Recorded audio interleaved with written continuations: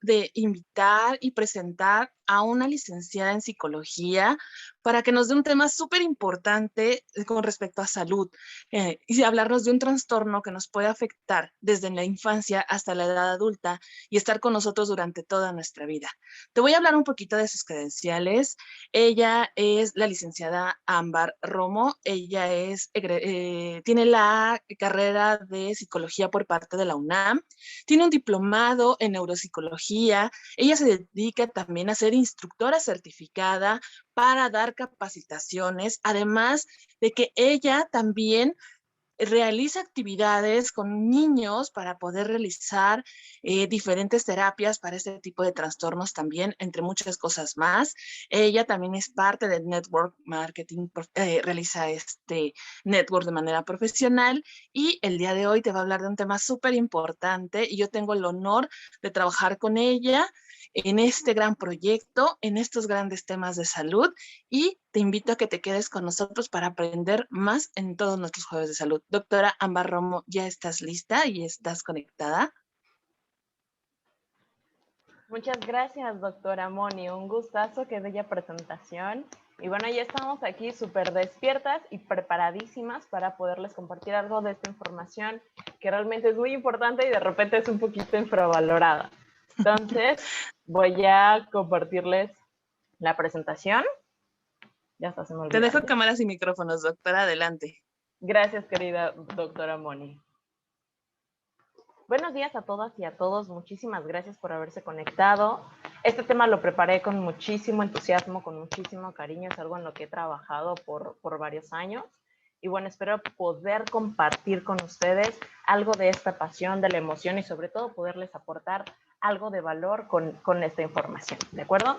Por favor, si tienen dudas, si surge alguna pregunta, con todo gusto, al final de la capacitación podré respondérselas. Sean tan amables de anotarlas por ahí para que no se les olvide y al finalizar la capacitación con todo gusto podré atender a sus preguntas. ¿De acuerdo?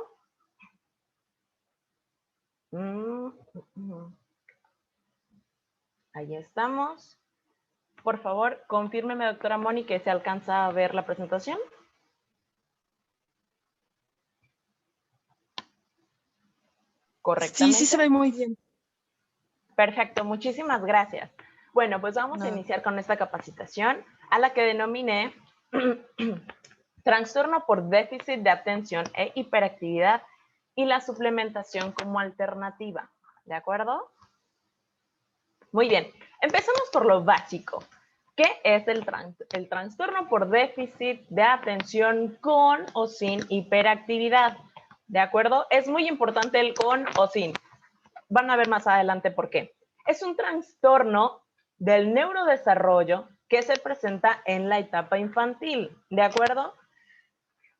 Normalmente se va arrastrando, normalmente las consecuencias las seguimos viendo en la adolescencia o en la etapa adulta, pero bueno, se presenta desde la infancia y se caracteriza por presentar síntomas de inatención, hiperactividad e impulsividad, ¿de acuerdo? No es solamente comportamental, la palabra neurodesarrollo es bastante importante en esta definición, porque quiere decir que hay muchos más factores que solamente los comportamentales. Estas son las posibles causas que los estudios han inferido, han determinado que son influyentes en el desarrollo del trastorno con déficit de atención.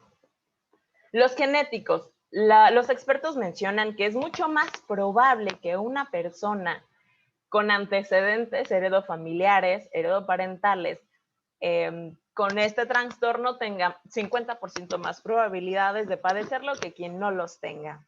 Los neuroanatómicos, que se refieren a algunas dificultades en el área prefrontal. Permítanme porque no lo alcanzo a ver. Okay, los neurobiológicos, que hace referencia a que hay algo en el sistema central que está un poco inmaduro y no permite hacer los procesos correctamente. Los ambientales, que ya los conocemos, que tiene que ver con el entorno, el contexto en el que se encuentra esta niña o niño. Las lesiones cerebrales menores, algún golpe, De hecho, es parte de lo que se pregunta en la historia clínica, si recibió algún golpe importante en la infancia. Y los aditivos alimentarios. Aún no hay suficiente información que respalde que los aditivos alimentarios como colorantes o algunos químicos en particular realmente impulsen el TDAH, pero es parte de lo que se ha estudiado y hay algunos estudios que comentan que sí influyen. Pero en lo que todos los estudios coinciden es que tiene su origen en una disfunción en la corteza prefrontal, en los ganglios basales y el cerebelo, que finalmente son elementos súper importantes para toma de decisiones y el comportamiento. Así que como verán, no es únicamente si me hace caso, si no me hace caso o si desea estar parado o parado. Déjenme darles un dato, por cierto. Este trastorno, de forma muy interesante, afecta 2 veces más o el doble de veces a niños que a niñas. Influye mucho más. Estos factores genéticos sí tienen que ver. Sin embargo, el factor sexo también es aquí determinante. De 10 niñas y niños con TDAH, 7 serán niños y 3 serán niñas. Entonces, este factor afecta principalmente a los hombres. Les voy a hablar un poquito sobre los criterios diagnósticos del DSM-5. ¿Qué es el DSM-5? No nos vamos a complicar. Es el manual en el que todos los expertos en salud mental, psiquiatras, neurólogos, neuropsiquiatras, neuropsicólogos, basan sus diagnósticos, ¿de acuerdo? Si no está en el DSM-10, no se puede, no se puede diagnosticar, ¿de acuerdo? Esta es la Biblia de todos aquellos expertos profesionales en la salud mental que hacen diagnósticos. Y les voy a hablar en la etapa infante, porque en la etapa adulta el diagnóstico es diferente. Entonces, estos criterios son para infantes. Se dividen en 3 grupos: en la inatención, la hiperactividad y la impulsividad, ¿de acuerdo? Para el último DSM-5 juntaron los criterios de hiperactividad e impulsividad en una sola lista que en un momento les voy a mostrar y los de inatención en otra. Los síntomas no concuerdan con la edad. Uno esperaría que tuviera comportamientos más adecuados a su etapa de desarrollo y no es así. Que hayan persistido estos síntomas o estos comportamientos por más de 6 meses, ¿de acuerdo? ¿Por qué es importante? Porque si ocurrió un evento que al niño le impactó, que para el niño, digamos que lo desestabilizó, 6 meses será tiempo suficiente para determinar si es un estado, si fue un evento o si efectivamente es un comportamiento como un poco más permanente. Que repercuten en sus actividades sociales, académicas o laborales, ¿de acuerdo? No basta con que digan, pues es que ha presentado esto y esto. ¿Ha tenido afectaciones en la escuela? Pues no, realmente no le afecta. ¿Ha tenido problemas en la casa por eso? Pues no, muy poquitos, ¿de acuerdo? Si no tiene repercusiones en estas áreas, probablemente es un síntoma que se deja en segundo plano. Y sobre todo manifestarse en 2 o más contextos: en la escuela, en la familia, con los amigos o en el trabajo, para quienes están en el trabajo, ¿de acuerdo? Si no afecta en más de 2 áreas, no se puede considerar como un comportamiento que repercuta, ¿de acuerdo? Quizá nada más es en un contexto, se puede modificar el contexto y quizá haya mejoras, pero es importante que se manifieste en 2 o más. Ok, les voy a mostrar esta pequeña lista de 9 ítems que son los que están contemplados en el DSM-5 para saber cuáles de estos factores de inatención presenta el niño. Tenemos falla en prestar la debida atención a detalles, ¿de acuerdo? Son cosas que normalmente uno pensaría que es muy sencillo, pero digamos está realizando una actividad y es como, ¿qué estaba haciendo? Como, ¿dónde quedó? De acuerdo, fallas en prestar la debida atención, aunque sea una tarea pequeña. Dificultades para mantener la atención sostenida en actividades o tareas recreativas.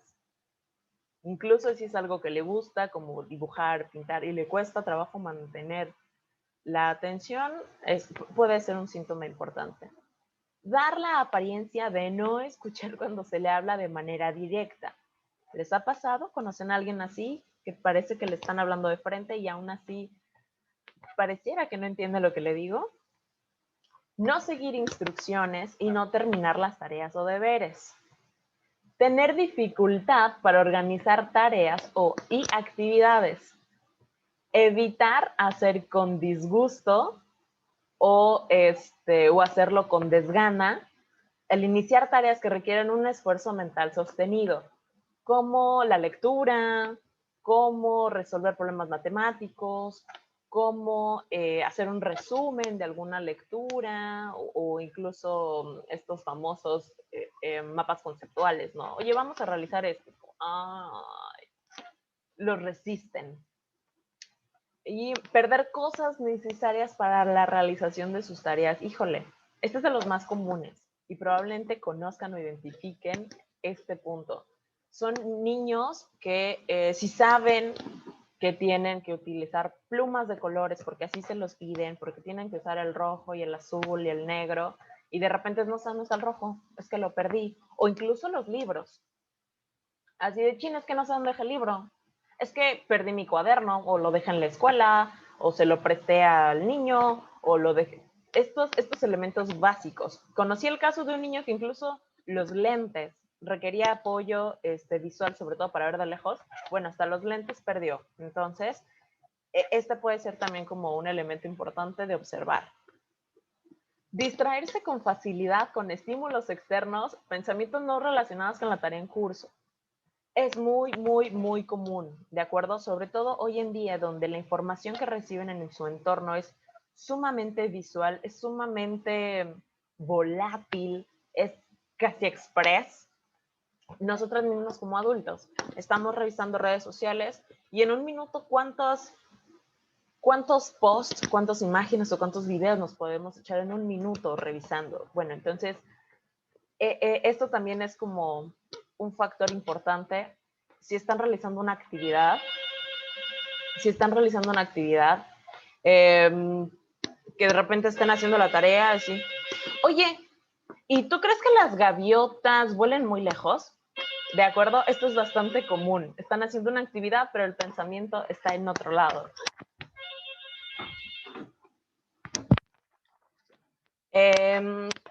Disculpen. Tiende a olvidar tareas cotidianas. Por ejemplo, alimentar al perrito, darle agua al perrito,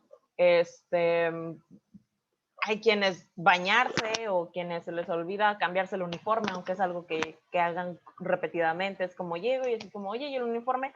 Ay, no me lo he cambiado. ¿De acuerdo?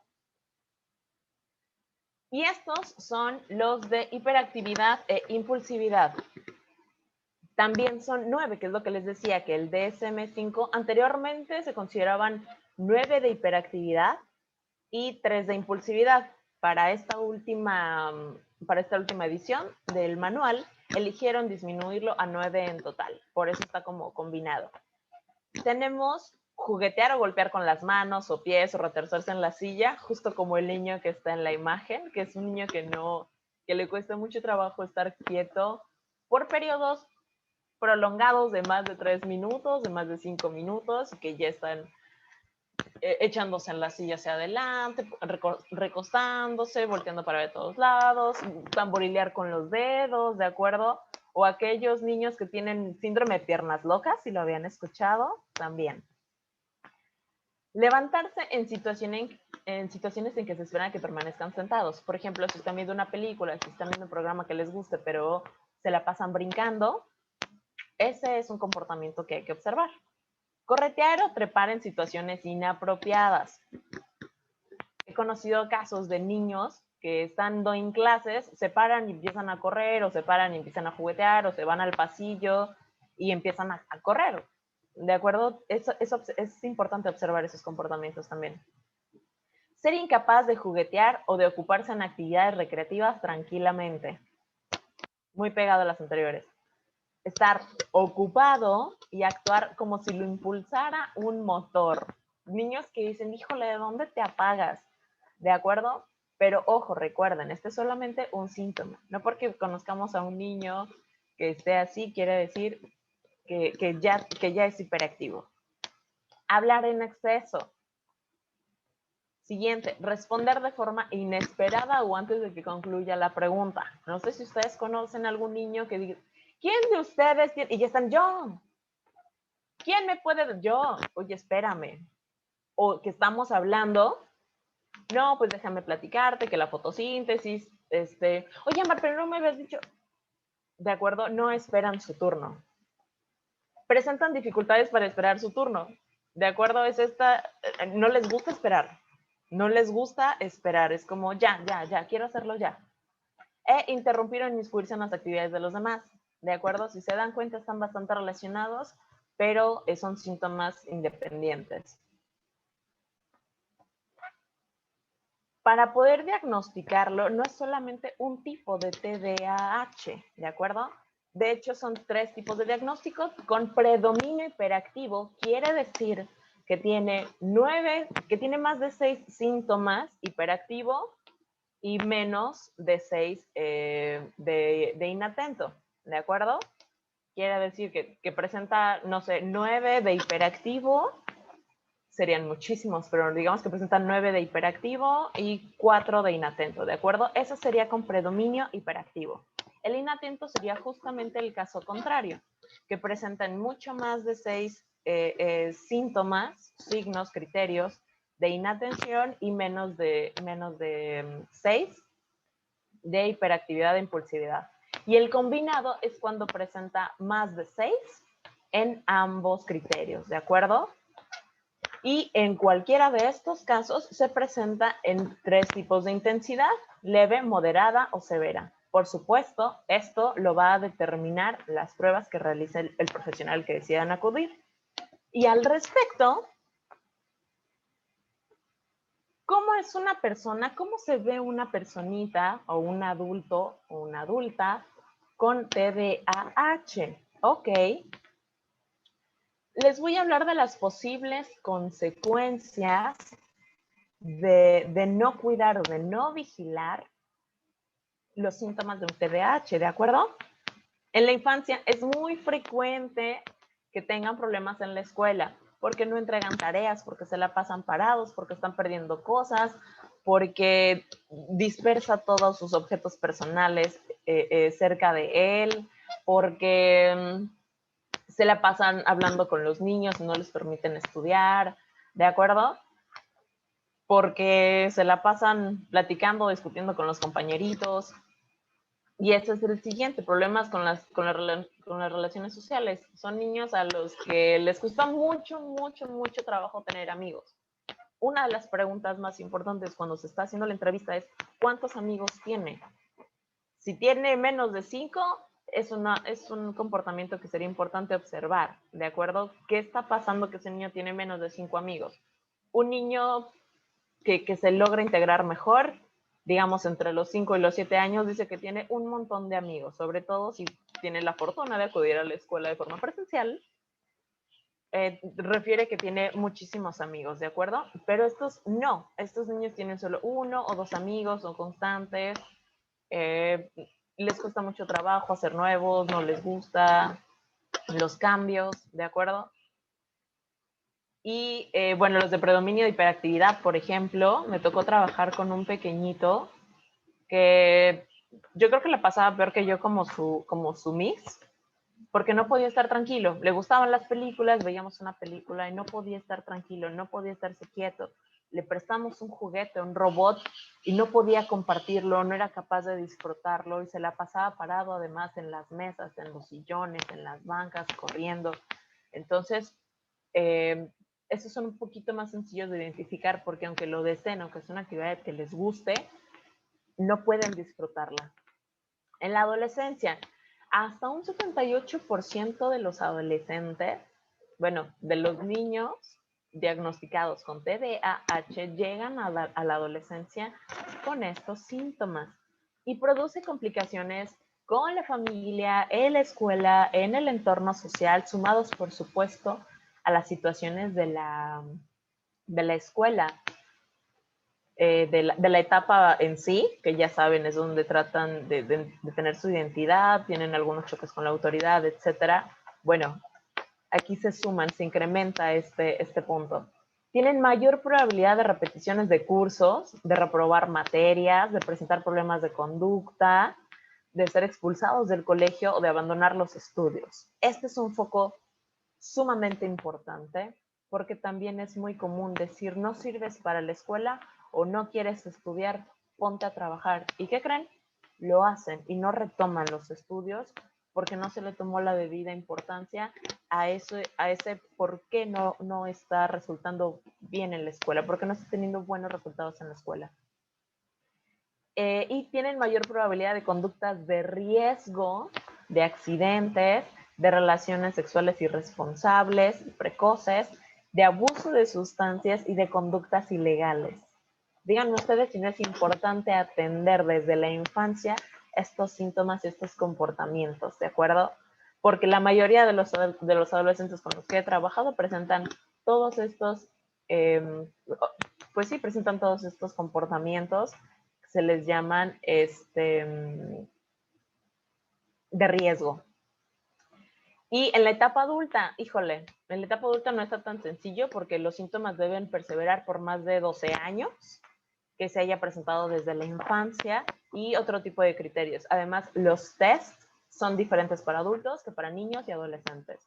Y bueno, en la adultez se caracterizan por tener dificultades en el rendimiento académico laboral, falta de adaptación al medio laboral y escolar, arrastrando justamente esta dificultad de relacionarse con otras personas. Y por supuesto, entonces eso genera problemas interpersonales en la pareja.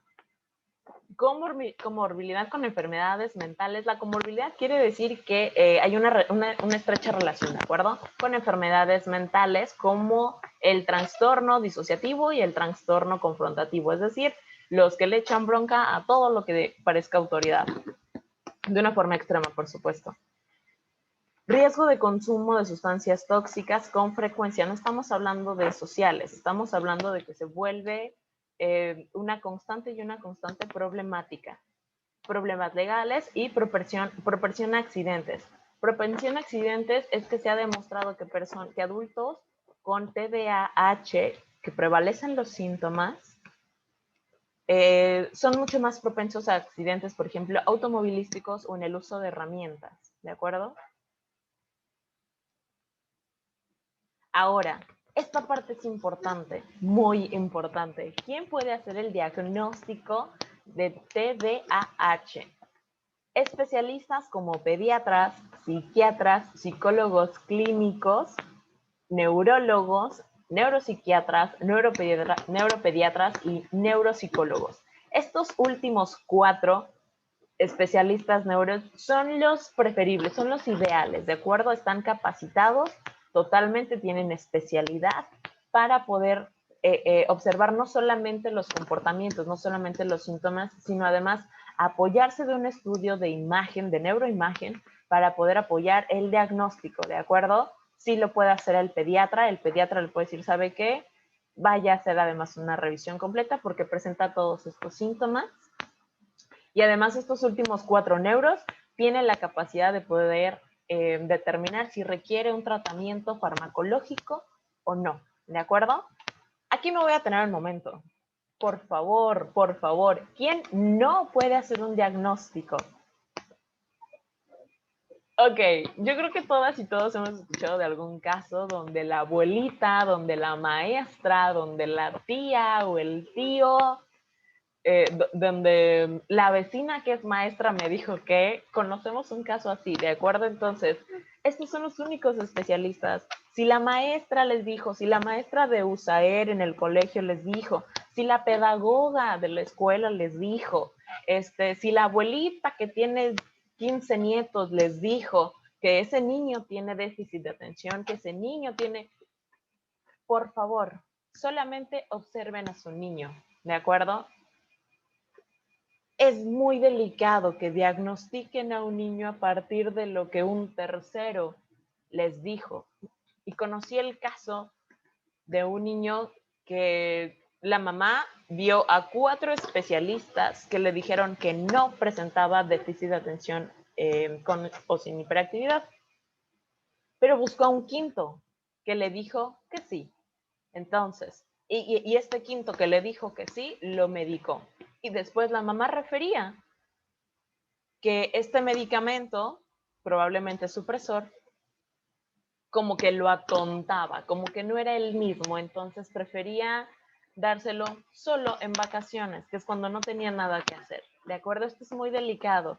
4 profesionales dijeron que no, pero como el maestro insistió en que sí, buscó ese quinto que le dijera que sí y lo medicaba.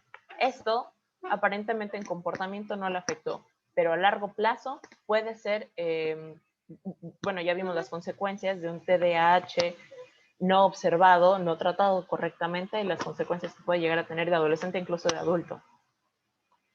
¿Cómo se hace un diagnóstico? ¿Qué incluye? Incluye una entrevista a padres y familiares cercanos para conocer su comportamiento, para conocer sus habilidades. Entrevista a profesores. Y aquí, si se puede acompañar de observación directa, es además ideal. Historial clínico. De acuerdo, van a preguntar todos los antecedentes clínicos, genéticos de la familia. Observación directa. Puede ser en un área controlada o quizá, si le es posible, quizá observarlo directamente en su entorno, en un medio social, en la escuela o con la familia. Estudios de neuroimagen y pruebas psicométricas diversas. Va a ser el especialista quien determine qué tipo de estudios de neuroimagen y qué tipo de pruebas psicométricas. Además, es probable que más adelante elijan hacerle otro tipo de estudios de sangre para determinar si requiere tratamiento farmacológico. Ahora bien, les voy a dar un brevario sobre las intervenciones. Las principales son intervenciones psicológicas, como psicoeducación y como terapia cognitivo-conductual. La neuropsicológica, que es una intervención específica de acuerdo a alguna habilidad que requiera trabajar. Y farmacológico, ¿de acuerdo? Con principalmente psicoestimulantes, inhibidores y antidepresivos. Estos son los principales y lo ideal obviamente es poderlo hacer como en conjunto, que sea multimodal, pero además hay nuevos estudios y estas nuevas investigaciones arrojan que puede influir o puede apoyar de mejor manera el tratamiento principal con un cambio de alimentación y con la suplementación, ¿de acuerdo? Si el cambio de alimentación no es suficiente, la suplementación podrá apoyar el tratamiento principal. Y aquí es donde viene lo bueno. Les voy a hablar un poco más de cómo es que la suplementación puede ser una gran alternativa para apoyar estos síntomas. Y para eso les voy a dar mi hermoso top 5. Hice algo de investigación, hice algo de lectura y les voy a mencionar aquí, les voy a hablar de los 5 suplementos, de los 5 elementos que han sido más estudiados, que han encontrado con mejores resultados en los estudios, ¿de acuerdo? Hay más mencionados, pero les voy a hablar sobre todo de estos 5. El magnesio está muy involucrado con el sueño y con aquellos síntomas de ansiedad, además asociados a mejorar la concentración y el estrés. Si eso hace con los adultos, con los niños, ¿qué no va a hacer entonces con alguien que no tenga estas deficiencias? La recomendación aquí con el magnesio, de acuerdo a estos estudios, es que se consumieran 100 miligramos al día, ¿de acuerdo? De magnesio, y encontraron que de hecho se redujeron muchos de los síntomas agresivos que presentaban los niños. El cuarto suplemento es la vitamina D. Este estuvo muy interesante porque la vitamina D está involucrada en más de 300 procesos mentales. Entonces, favorece a la sinapsis. Esto también está bastante estudiado, aunque no es el tema. Y coincide con que se hizo un estudio en donde compararon los niveles de vitamina D en niños con TDAH y sin TDAH y encontraron que los niños que presentaban este diagnóstico tuvieron bajos niveles de vitamina D en su sangre, en su cuerpo. Una vez que lograron incrementar la dosis, notaron que disminuyeron efectivamente muchísimo los comportamientos de impulsividad versus los niños que no tenían esta dificultad, ¿de acuerdo? Por lo que la vitamina D es un elemento muy importante y por eso está en nuestro top 4. El tercero, el zinc. El zinc está asociado a mejorar los síntomas de impulsividad e hiperactividad. De acuerdo, los estudios confirman que también hicieron un grupo control, un grupo experimental, y encontraron que niños que fueron dosificados con 10 miligramos de zinc al día por 4 meses, tuvieron mucho mejor respuesta a los comportamientos impulsivos que los que no lo tenían. El número 2, hierro, que es súper importante. Por cierto, la vitamina D soporta y ayuda a absorber mucho mejor el magnesio, por lo que es importante poder consumir suplementos que nos puedan dar tanto magnesio como vitamina D, ¿de acuerdo? Van juntos porque la vitamina D ayuda a asimilar mucho mejor el magnesio. Ok, ahora sí, vámonos con el hierro. El hierro sabemos que está en la sangre y estuvo comprobado, se revisaron más de 17 experimentos, artículos, donde se hizo un estudio de los niveles de hierro en los niños con hiperactividad, sin hiperactividad, y bueno, obviamente también se hizo con apoyo con los papás, y notaron que los niños con fuertes síntomas, con síntomas severos de TDAH tenían bajos niveles de hierro en la sangre, por lo que meses después se les dio suplementación para incrementar los niveles de hierro vigilados por el médico, porque este es el único elemento que mencionaron que sí era importante apoyar el diagnóstico con un profesional, porque los altos niveles podían tener otro tipo de repercusiones. Entonces, en las dosis adecuadas, los niños que habían presentado severos síntomas de TDAH, con la suplementación de hierro disminuyeron incluso un 58%, lograron controlar estos síntomas. Y nuestro suplemento número 1 por excelencia, que si no lo saben, les voy a dar un tip, les voy a dar una pista, es un suplemento que lamentablemente no producimos de manera constante y que ya ha sido muy recomendado desde la infancia, desde la época de nuestros abuelitos. Son los ácidos grasos, mejores conocidos como omega, específicamente el omega 3. ¿De acuerdo?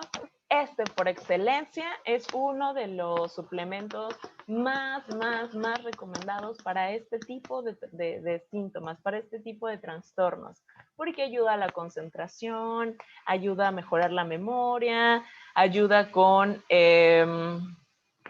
a mejorar el comportamiento, ayuda incluso a disminuir los niveles de ansiedad y de estrés que pueda presentar el niño. Entonces, por excelencia, yo les diría, sí o sí, vamos a consumir ácidos grasos,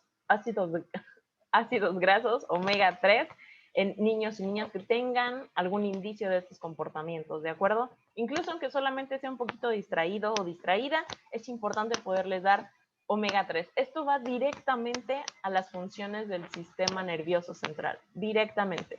Y al no ser un aceite que producimos de manera natural, la suplementación con esto es prácticamente necesario. Y si no logran tomar nota, entonces hagamos un resumen. Los 5 suplementos con mayor eficacia en tratamientos del TDAH, de acuerdo a los estudios, son magnesio, que favorecen el sueño y la ansiedad, el estrés, y la dosis recomendada es de 100 miligramos. Vitamina D, que favorece los síntomas de impulsividad. Y recuerden que de preferencia van juntos, ¿de acuerdo? Vitamina D y magnesio van juntos porque ayuda a la asimilación del magnesio. Además, es muy cierto, este año que hemos estado en pandemia, la verdad es que cada vez salimos menos, por lo que la vitamina D, cuando creemos que la podemos absorber de manera un poco más natural, asoleándonos, 1, no es la cantidad que necesitamos, y 2, pues cada vez podemos salir menos. Y hay lugares en los que hay altos índices de rayos dañinos, de rayos UV, por lo que no es recomendable salir y asolearnos, ¿de acuerdo? Entonces, el suplemento de vitamina D también es necesario adquirirlo de manera externa. El zinc, que ayuda con síntomas de impulsividad e hiperactividad, y la recomendación diaria son 10 miligramos. El hierro, que ayuda con comportamiento y sueño, y aquí es importante poderse apoyar con algún médico, pero no se preocupen, o sea, hay dosis diarias recomendadas que son realmente inofensivas. Y los ácidos grasos. Aquí las dosis recomendadas para niños son 100 miligramos de EPA y DAH y 200 miligramos en la etapa adulta. Si estamos hablando de adolescentes, pubertos, lo ideal es justamente en medio, como 1500 miligramos al día de este ácido graso. ¿De acuerdo? Y bien, espérenme un tantito. Es para que le puedan tomar captura de pantalla. Los suplementos son seguros o poder apoyar el tratamiento farmacológico o psicológico cuando se cumplen con las dosis recomendadas. Se siguen las instrucciones de prescripción. Si la receta dice 100 miligramos, cumplan con esos 100 miligramos. Cuando el cuerpo absorbe la dosis que necesita, es decir, muchos suplementos dicen que tienen 100 miligramos, pero realmente no es eso lo que absorbe el cuerpo, porque mucho se pierde o se desecha. Cuando el producto es de alta calidad, baja o nula toxicidad, de acuerdo que está también muy pegada con el anterior. Cuando es un producto regulado y certificado, por favor tengan mucho cuidado con aquellos suplementos muy baratos, ¿de acuerdo? Si quieren que esta sea una alternativa para apoyar los síntomas de este diagnóstico, traten de dar de la mejor calidad de suplementos. Es mejor la salud de un niño que la economía de un bolsillo. Créanme, a la larga es mucho mejor. Y los puede recetar cualquier profesional de la salud. Por favor, asegúrense de esto. Aunque con el omega no hay tanta contradicción, hay algunos como el hierro y como el zinc, como el magnesio, que es importante que puedan apoyarlo, que no le den cualquier suplemento al niño o niña, porque puede realmente no ser favorable. Y bueno, realmente quiero compartirles que no hay evidencia, ninguno de estos estudios que revisé presenta evidencia de efectos adversos o contraindicaciones con el tratamiento farmacológico. Todo lo contrario, apoyaban la suplementación como complementario al tratamiento profesional, al tratamiento primero que se elija. Y ojo, no todos requieren suplementación farmacológica, ¿de acuerdo? Por ejemplo, los de predominio inatento requiere un poco más de trabajo psicológico, neuropsicológico, que quizá farmacológico.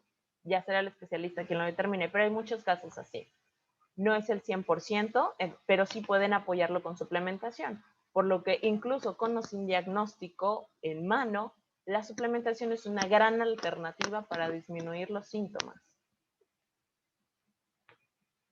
Y bueno, ¿cuál es nuestra conclusión el día de hoy? Mi conclusión para ustedes es que la suplementación es una grandiosa alternativa para mejorar los síntomas característicos del trastorno por déficit de atención con o sin hiperactividad, ya que además de apoyar los tratamientos farmacológicos, mejora la salud de las personas sin riesgo alguno. Y déjenme decirles que a la larga mucho más económico darle suplementos como parte de la dieta diaria que estar pagando estudios de neuroimagen y especialistas. Eso confirmado. Por mi parte, ha sido todo. Ya les compartí toda la información que recabé para ustedes. Y por favor, en este momento, si tienen alguna duda, si surgió alguna pregunta, es el momento indicado para abrir el micrófono, para levantar la manita y poder responder las preguntas.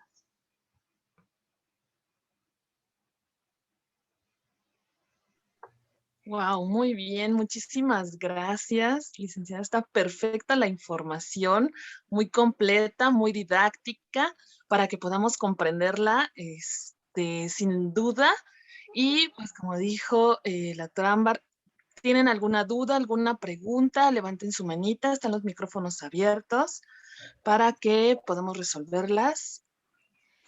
Tenemos una duda. Para- Luis Guzmán, ya puedes abrir tu micrófono.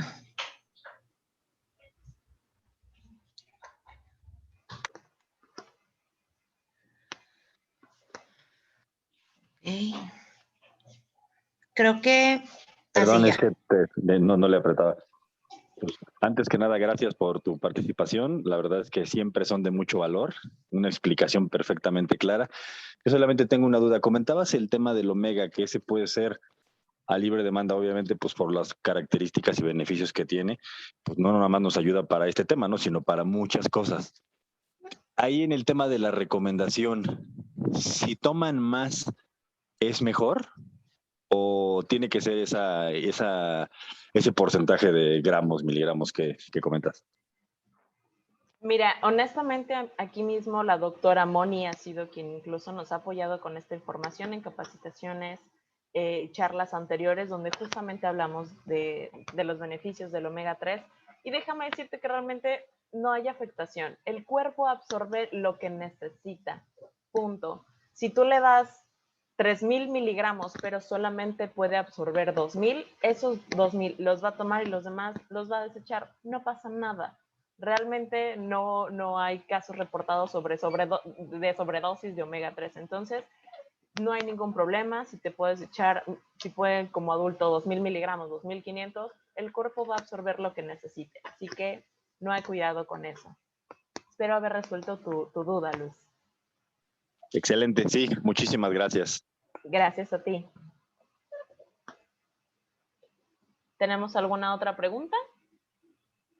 Me parece que tenemos en el chat un comentario de Juan Luis Rangel Serralde. Gracias por tan valiosa información. Y Muchas gracias. Si alguien más tiene una duda, puede levantar su mano. Ya tenemos otra mano. Listo. Lupis Márquez, ya puedes abrir tu micrófono. Hola, buenos días. ¿Sí me escuchan? Buenos días, Lupis. Fuerte y claro. Hola. Antes que nada, primero quiero agradecer por la información que nos acaba de dar. Es muy valiosa para nosotros. Mira, tengo un hijo de 2 años y anteriormente le estaba comprando el Animals. Normalmente yo le daba la mitad de la pastillita porque estaba chiquito mi bebé. Ya le es recomendable que ya le dé la pastilla completa o cuánto me recomiendan de darle de ese suplemento alimenticio para mi hijo con respecto a su edad. Aquí yo creo que la doctora Moni nos podrá apoyar un poco más, pero si le estás dando media dosis, porque esa fue la dosis que el profesional te recomendó, por ahora está correcto. Si no ha requerido más o tú consideras que no requiere más, te sugiero que te apoyes de tu pediatra, pero es muy probable que con esta media dosis a sus 2 añitos sea correcta. Ajá.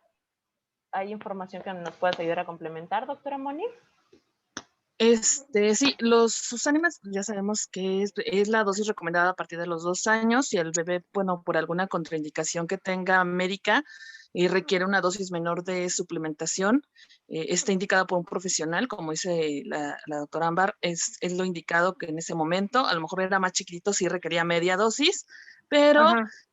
si ya tiene más de 2 añitos, pues habría que evaluar exactamente con el pediatra, el médico que lo está valorando de cerca, para ver si ya puede él ya consumir la totalidad de la tableta de los Animals, por ejemplo. Porque ya tiene 2 añitos, ¿verdad? Me comenta. Los acaba de cumplir apenas, los acaba de cumplir hace Los una acaba de semanita. cumplir. Sí, hay Ajá. que esperar un poquito, a lo mejor un mes, 2 meses, Ujú. para ya poderle iniciar un poquito la suplementación completa de los Animals. Digo, desconozco el padecimiento que tenga, y te digo, a lo mejor es media tableta por la edad que tenía, porque la recomendación de los Animals es a partir de los 2 años. Entonces, si ya tiene 2 años cumplidos, nada más esperar un mes, 2 meses para poderle dar tableta completa, si no hay ninguna contraindicación por parte del médico que lo está valorando. E igual, ¿eso mismo pasaría con el omega? Sí, eso mismo pasaría con el omega. Ok, bueno, pues muchísimas gracias. No, no hay de qué. Gracias a ti, Lucy.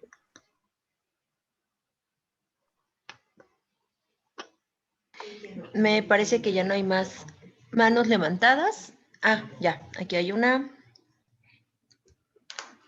Laura, ya puedes abrir tu micrófono. ¿Sí me escuchan? Te escuchamos bien, Laura. Buenos Hola. días. Hola, buenos días. Me gustó mucho tu plática. Felicidades, buenos días a todos. Tengo una duda, porque bueno, yo tengo un niño joven ya, de hecho con autismo. De hecho, también manejo una asociación. Y por lo que yo veo de las pláticas, creo que he visto que muchos tienen varios diagnósticos, no solamente uno, y muchos de ellos precisamente es lo que es el trastorno de déficit o hiperactividad, o papás que tienen y sus hijos como que heredaron también esta parte. La duda es, si por ejemplo, tú como especialista, hay diagnósticos, por ejemplo, como el mío de hecho nada más está diagnosticado como autismo.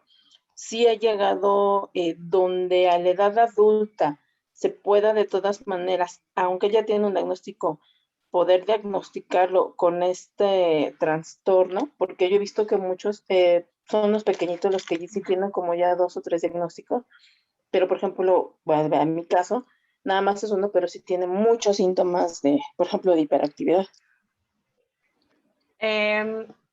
Déjame decirte algo muy real, y es que ningún trastorno viene solito.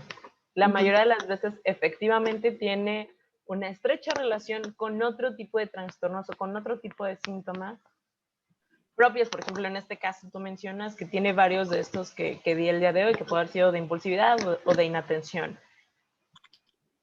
Sí, sí pueden estar estrechamente relacionados, y no es que tenga uno y otro. En algunos casos incluso se dice que tiene, por ejemplo, que tiene trastorno por déficit de atención secundario a alguna lesión cerebral, secundario a alguna deficiencia en nutrientes, etcétera. Entonces, muchas veces hay una estrecha relación. No vienen solitos, no es como que mi niño nada más tiene este síntoma, este trastorno y listo.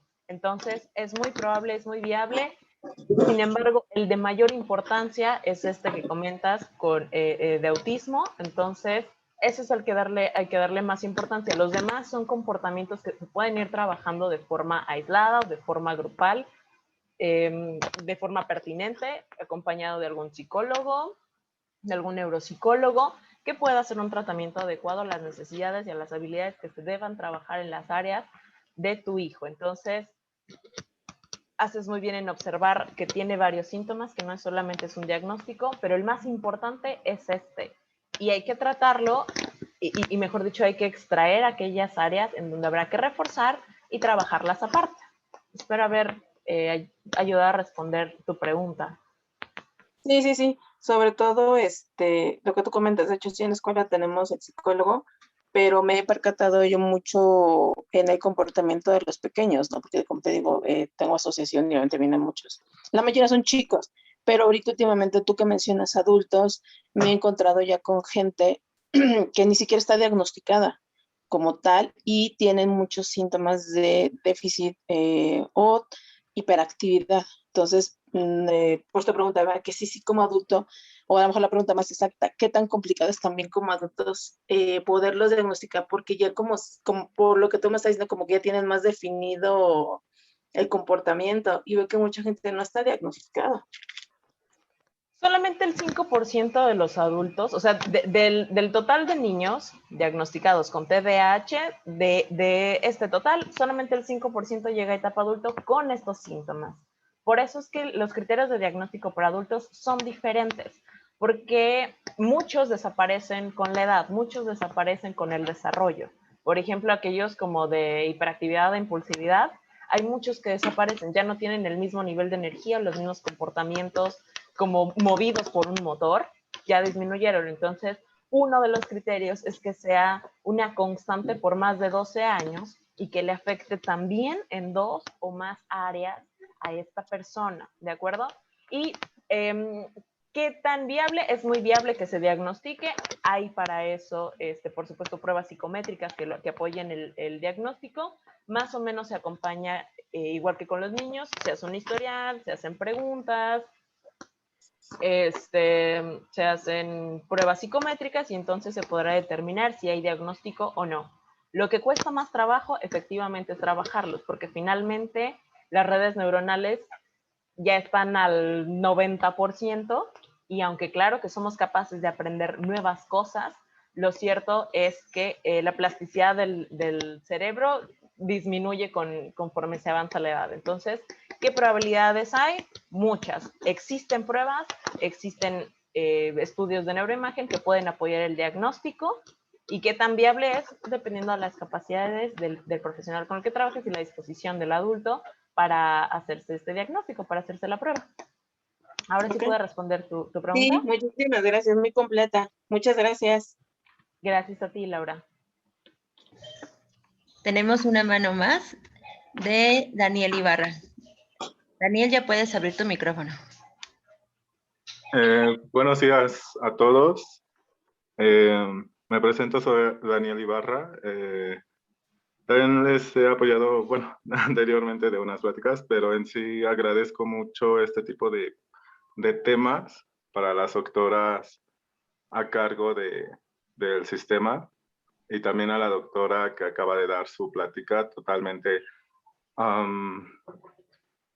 nueva y rica en información actual, ¿no?